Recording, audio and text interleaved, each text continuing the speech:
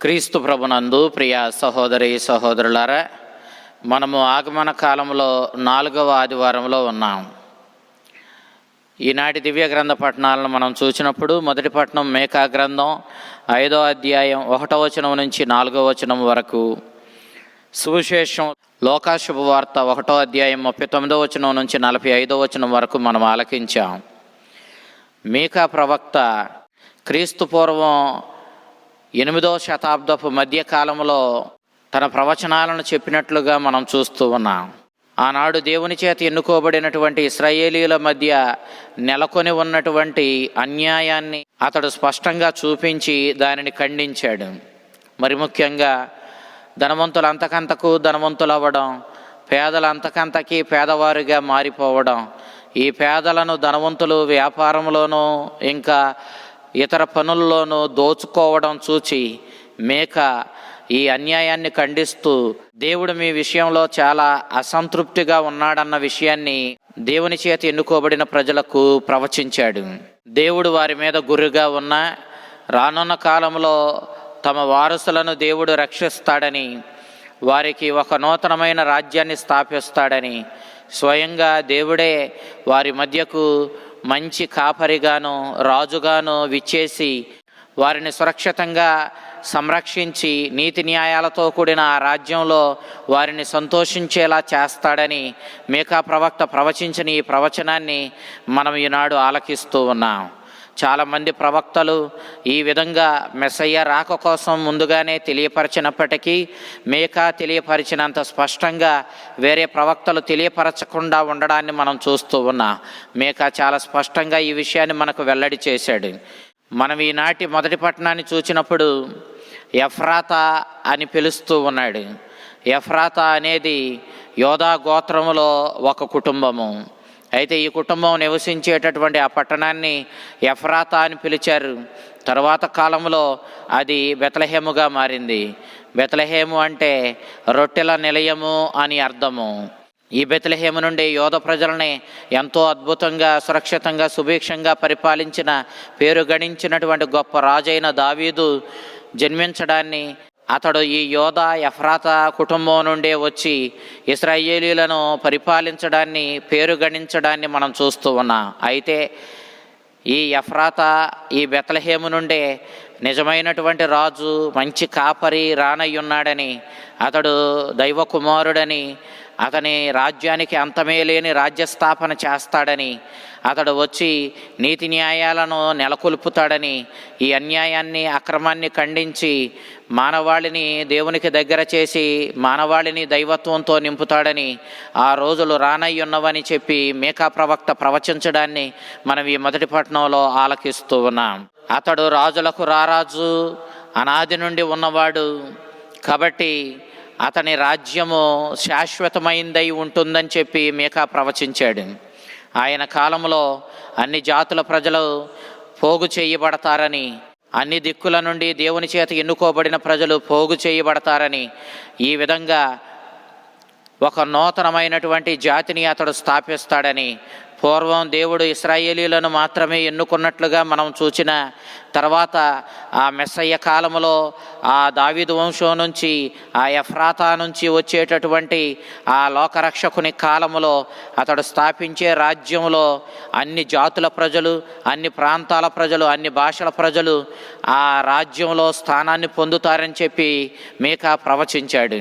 పూర్వం రాజులకు బాధ్యత ఇవ్వబడినప్పుడు వాళ్ళ యొక్క దుర్మార్గం చేత వాళ్ళు అన్య రాజులకు అప్పగించబడ్డారు. కానీ ఈ నూతనమైనటువంటి రాజు జననం ద్వారా ఈ ప్రజలు మరలా విడుదల పొందుతారని చెప్పి మీకా ప్రవచించాడు.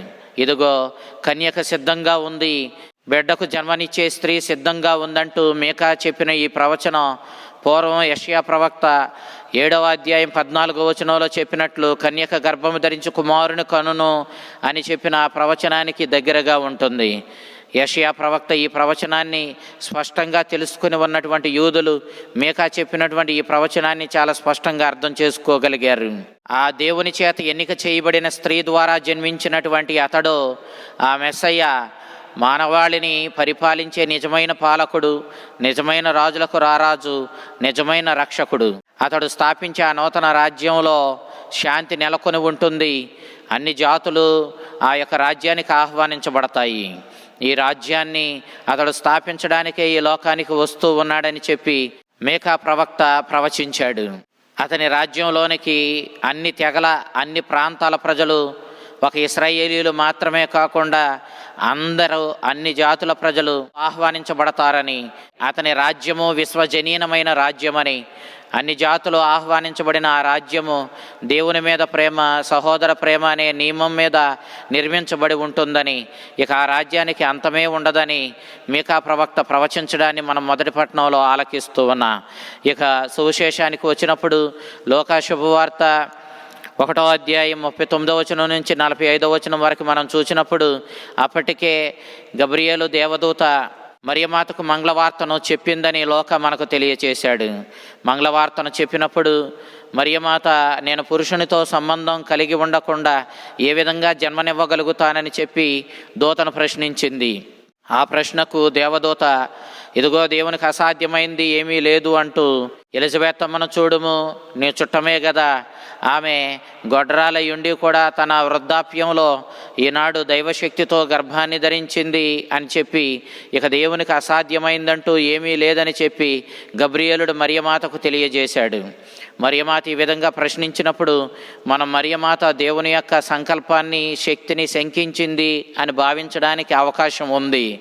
కానీ మరియమాత ఆ విధంగా దేవుణ్ణి శంకించలేదు. కానీ మరి నీవు చెబుతున్నటువంటి ఈ ప్రవచనం, ఈ మాటలన్నీ కూడా పూర్వం ప్రవక్తలు చెప్పిన ప్రవచనానికి అనుసంధానంగానే జరుగుతూ ఉన్నవా, వాళ్ళు చెప్పిన వరవడిలోనే నెరవేరుతూ ఉన్నవా అని చెప్పి మరియమాత తెలుసుకోవడానికి అడిగిందే తప్ప దేవుణ్ణి శంకించి ప్రశ్నించలేదని మనం ఇక్కడ గ్రహించాలి. దేవదూత కూడా ఇదిగో ప్రవక్తల ప్రవచనాన్ని నెరవేరుస్తూనే దేవుడు ఇదిగో నీ గర్భం ద్వారా తన కుమారునికి జన్మనివ్వబోతున్నాడని ఆ దేవదూత తెలియచేసింది. ఎలిజబెతమ్మ గర్భం ధరించిందని తెలుసుకున్న మరియమాత వెంటనే బయలుదేరి ఎలిజబెతమ్మకు సహాయం చేయడానికి, ఆమెకు శుభాకాంక్షలు తెలియచేయడానికి, ఆమె ఆనందాన్ని పంచుకోవడానికి మరియమాత యోదయ సీమయందలి పర్వత ప్రాంతమున ఉన్నటువంటి ఆ యెరూషలేములో దక్షిణ భాగంలో ఉన్నటువంటి ఆ ప్రాంతానికి వెళ్ళింది. ఈనాడు ఆ ప్రాంతాన్ని ఐన్ కరీం అని పిలుస్తూ ఉన్నాం. మరియమాత నజరేతు నుండి ఈ ఐన్ కరీంకు వెళ్ళడానికి 50 మైళ్ళు ప్రయాణం చేయవలసి ఉంది. యవన వయసులో ఉన్న మరియమాత ఏమాత్రమూ ఈ మధ్య దూరాన్ని, తద్వారా నడవడం ద్వారా వచ్చే ఇబ్బందిని లెక్క చేయకుండా ఆనందంతో ఎలిజబెతమ్మ దగ్గరకు వెళ్ళి ఆమెకు శుభాకాంక్షలు తెలియజేయడమే ధ్యేయంగా సునాయాసంగా ఈ ప్రయాణాన్ని కట్టింది. మరియమాత ఎలిజబెతమ్మ దగ్గరకు వెళ్ళి వందనవచనం పలికినప్పుడు ఎలిజబెతమ్మ పవిత్ర ఆత్మ చేత నింపబడి ఆమె తన్మయత్వంలో నిండిపోయింది. ఆమె నా ప్రభు తల్లి నా దగ్గరకు వచ్చింది, ఇంతటి భాగ్యం నాకు ఎలా దొరికిందని ఆనందంతో మరియమాత యొక్క శుభాకాంక్షలను స్వీకరించింది.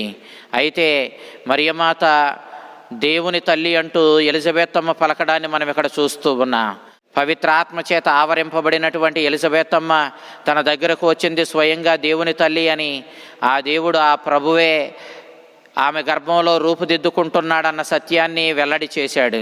అందుకే ఎలిజబెతమ్మ ఆనందముతో నా ప్రభు తల్లి నా దగ్గరకు రావడం, ఇంతటి భాగ్యం నాకు ఎలా దొరికిందంటూ ఆశ్చర్యాన్ని వ్యక్తం చేసింది. అంతేకాదు ఎలిజబెతమ్మ గర్భంలో ఉన్నటువంటి బప్తిస్మ యోహాను కూడా తన దగ్గరకు సాక్షాత్తు దేవుని తల్లి, దేవుని తన గర్భాన మోసుకుని వచ్చిందని గ్రహించి ఎలిజబెతమ్మ గర్భంలో ఉండే ఆనందంతో గంతులు వేయడాన్ని మనం చూస్తూ ఉన్నాం. ఈ యొక్క సన్నివేశం మనల్ని పూర్వ నిబంధనలో దేవుని వాగ్దాత్మ మందసం చుట్టూరు దావీదు మహారాజు ఆనందంతో గంతులు వేయడాన్ని మనం చూస్తూ ఉన్నాం. పూర్వం దేవుని యొక్క వాగ్దాత్మ మందసం ద్వారా దేవుడు ఇశ్రాయేలు ప్రజలకు అందుబాటులో ఉండేవాడు. ఎక్కడ ఈ వాగ్దాత్మ మందసం తీసుకుని వెళ్ళబడుతుందో అక్కడికి దేవుడు వెళ్ళి ఇశ్రాయేలు ప్రజలను యుద్ధాల నుండి, అనేక ఇబ్బందుల నుంచి కాపాడాడు. ఆ యొక్క వాగ్దాత్మ మందసంలో దేవుని యొక్క వాక్యానికి గుర్తుగా ఉన్న 10 ఆజ్ఞల పలకలు, అదేవిధంగా మన్నా ఆహారం అనగా యేసుక్రీస్తు యొక్క శరీర రక్తాలకు గుర్తుగా ఉన్న నిత్య జీవాహారానికి గుర్తుగా ఉన్న మన్నా ఆహారం, ప్రధాన యాజకుడి పదవికి ఎన్నుకోబడినటువంటి అహరోను చేతి కర్ర ఈ యొక్క వాగ్దాత్మ యొక్క మందసంలో ఉంచబడ్డాయి. అనగా యేసుక్రీస్తువే నిజమైన ప్రధాన యాజకుడు అన్న విషయాన్ని ఈ చేతికర్ర వెల్లడి చేస్తూ ఉంది. అనగా ఈ వాగ్దాత్మ యొక్క పెట్టెలో ఉన్నటువంటి ఈ మన్నాహారం, ఈ 10 ఆజ్ఞల పలకలు, ఈ ప్రధాన యాజకుడు వాడినటువంటి ఈ చేతికర్ర అన్నీ కూడా యేసుక్రీస్తుకు సూచనగా ఉన్నాయి. ఈనాడు యేసుక్రీస్తుని తన గర్భాన మోసుకొని మరియమాత ఎలిజబెతమ్మ దగ్గరికి వెళ్ళినప్పుడు ఎలిజబెతమ్మ గర్భంలో ఉన్నటువంటి బప్తిస్మ యోహాను తన దగ్గరకు వచ్చినది ఆ లోకరక్షకుడేనని గ్రహించి వాగ్దాత మందసం యెరూషలేమునకు తీసుకుని రాబడినప్పుడు దావీదు ఏ విధంగా నాట్యం చేస్తూ దేవుని స్తుతించాడో అంతే రీతిలో ఆనందంతో బప్తిస్మ యోహాను కూడా గంతులు వేయడాన్ని మనం చూస్తూ ఉన్నాం. ఈ విధంగా మరియమాత నూతన వాగ్దాత్మ యొక్క మందసంగా మనకి కనిపిస్తూ ఉంది. ఎక్కడికి ఈ వాగ్దాత్మ మందసం తీసుకొని వెళ్ళబడిందో అక్కడికి దేవుడు వెళ్ళి ఇశ్రాయేలు ప్రజలను ఆదుకున్నాడు. అంతే రీతిలో ఈనాడు మరియమాత ఎక్కడికి తీసుకొని పోబడుతుందో, మరియమాతను ఎక్కడైతే ఊరేగిస్తున్నామో, ఎక్కడైతే మరియమాత సహాయాన్ని అడుగుతున్నామో, ఎప్పుడైతే మనం మరియ తల్లి దగ్గరికి వెళుతున్నామో అప్పుడు మనం స్వయంగా దేవుని దగ్గరకు వెళ్ళి ఆ తల్లి ద్వారా దేవుని అనుగ్రహాలను, దేవుని యొక్క సహాయాన్ని, ఆమె విడుదల సహాయం చేత మనం పొందగలుగుతున్నాం అన్న సత్యాన్ని ఈనాడు లోకాసు వార్తకారుడు మనకు స్పష్టంగా తెలియజేస్తూ ఉన్నాడు. యోదయాస్యములో వాగ్దాత్మ యొక్క మందసము ఒబేదేదేము ఇంటిలో 3 నెలలు ఉన్నట్లుగా మనము సమూయేలు 2వ గ్రంథం 6వ అధ్యాయంలో మనం చూస్తూ ఉన్నాం. అదే రీతిలో మరియమాత జకరియా ఎలిజబెతమ్మల ఇంటిలో 3 నెలలు ఉండి ఎలిజబెతమ్మకు సహాయం చేసింది. బప్తిస్మ యోహాను జన్మించిన తరువాత మరియమాత తిరిగి తన నగరమైనటువంటి నజరేతునకు తిరిగి రావడాన్ని మనం చూస్తూ ఉన్నాం. తన గర్భంలో లోకరక్షకుని మార్గాన్ని సంసిద్ధం చేయడానికి దేవుని చేత పంపబడినటువంటి దేవదూతగా చెప్పబడిన వాడు రూపుదిద్దుకుంటున్నాడన్న విషయాన్ని ఎలిజబెతమ్మ తెలుసుకుంది. నిజానికి దేవదూత శాపం వల్ల జకరియా నోటి మాటను పోగొట్టుకున్నాడు. కానీ అతడు పలక మీద రాయగలిగినటువంటి వాడు కాబట్టి ఎలిజబెతమ్మకు ఇదిగో నీ గర్భంలో రూపుదిద్దుకునేది లోకరక్షకునికి మార్గం సిద్ధం చేసేటటువంటి, ఆయనకు ముందుగా వచ్చేటటువంటి ఆ దేవదూతే ఆ ఏలియాయేనని చెప్పి తెలియచేసి ఉండాలి. అందుకే తన గర్భంలో జన్మించబోయేదేమో ఆ దేవుని మార్గాన్ని సిద్ధం చేసేటటువంటి దేవదూత అని, ఆ లోకరక్షకునికి ముందుగా వచ్చి మార్గాన్ని సిద్ధం చేసేవాడని. కానీ ఈనాడు మరియ తల్లి గర్భంలో ఉన్నది స్వయంగా ఆ లోకరక్షకుడేనని ఎలిజబెతమ్మ గ్రహించింది. అందుకే నా ప్రభు తల్లి నా వద్దకు వచ్చుట నాకు ఎలాగూ ప్రాప్తించిందంటూ ఆనందం వ్యక్తం చేసింది. ఒక ప్రక్క స్త్రీలందరిలో నీవు ధన్యురాలవు, దేవుని యొక్క వాక్యము నెరవేరునని విశ్వసించిన నీవు ఎంతో ధన్యురాలవని ఎలిజబెతమ్మ మరియ తల్లితో చెబుతూ నీ గర్భాన జన్మించబోయే ఆ లోకరక్షకుడు ఆ యేసు ఎంతో ధన్యుడని చెప్పి ఎలిజబెతమ్మ బాహాటంగా వెల్లడి చేయడాన్ని మనం చూస్తూ ఉన్నాం. కాబట్టి ఈనాడు మనం ప్రభు యొక్క మనుష్యావతారపు మహోత్సవానికి మరింత దగ్గరలో ఉన్నాం. సాక్షాత్తు దైవ కుమారుడు, మనందరి రక్షకుడు, నిజమైన మెస్సయ్య, నిజమైన పాలకుడు, నిజమైన కాపరి మన మధ్యకు వస్తూ ఉన్నాడు. యేసుక్రీస్తువే నిజమైన కాపరి, రక్షకుడు అని చెప్పి మీకా మనకు వెల్లడి చేశాడు. అదే విషయాన్ని యోహాను శుభవార్త 10వ అధ్యాయం 1వ వచనం నుంచి 16వ వచనం వరకు మనం చూసినప్పుడు ఆ నిజమైన మంచి కాపరి యేసుక్రీస్తువేనని మనం గ్రహిస్తూ ఉన్నా.